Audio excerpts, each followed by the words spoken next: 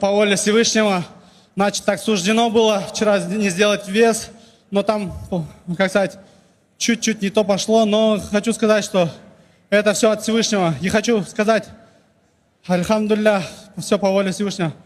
Хочу обратиться к своему народу за то, что поддерживали меня, делали дуа. Хочу сказать всем, кыргыз элим, жалгыз мен, экөөбүз үчөөбүз эч качан жетишпейбиз. Если біз біріксек, мондай болып. Ошоны күч биримдикте болот.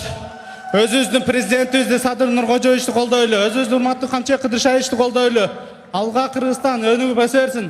Күч биримдикте колдойлу бири-бирибизди. Кыргыз элим, бул жеңиш меники эмес, бул жеңиш бүт кыргыз элимдики.